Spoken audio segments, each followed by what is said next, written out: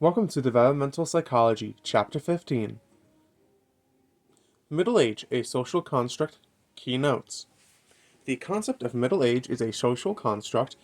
It came into use in industrial societies as an increasing lifespan led to new roles at midlife. The span of middle adulthood is often subjective.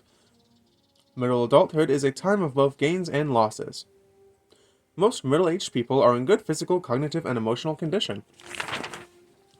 Middle age is a time for taking stock and making decisions about the remaining years. Physical development. Physical changes. Key notes. Although some physical changes result from aging and genetic behavior and lifestyle can affect their timing and extent, most middle-aged adults compensate well for gradual, minor deadlines in sensory and psychomotor abilities. Symptoms of menopause and attitudes toward it may depend on cultural factors. Although men can continue to father children until late in life, many middle-aged men experience a decline in fertility. Key terms. Myopia, nearsightedness. Presbycusis, age-related gradual loss of hearing.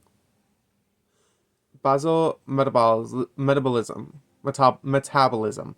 use of energy to maintain vital functions. Infertility, inability to conceive a child. Menopause, cessation of menstruation and ability to bear children.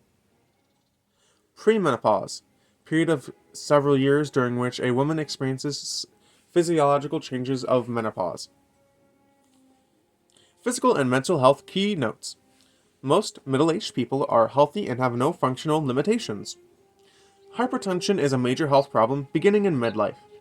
Cancer has passed heart disease as the number one cause of death in midlife.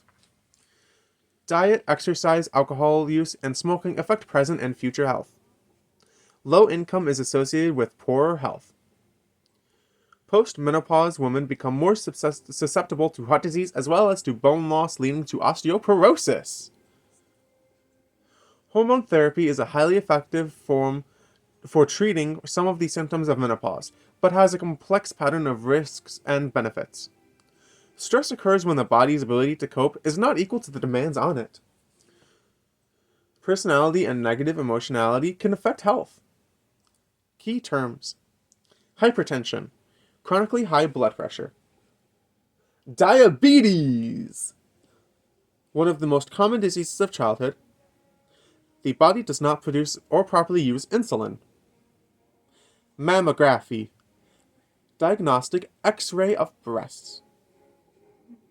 Hormone therapy, treatments with artificial estrogen, sometimes in combination with the hormone progesterone, to relieve or prevent symptoms caused by decline in estrogen levels after menopause.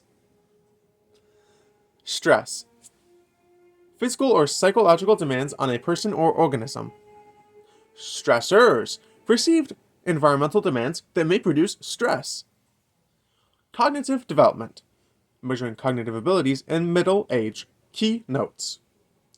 The Seattle longitudinal study of adult intelligence found that several of the primary mental abilities remain strong during middle age, but there is great variability.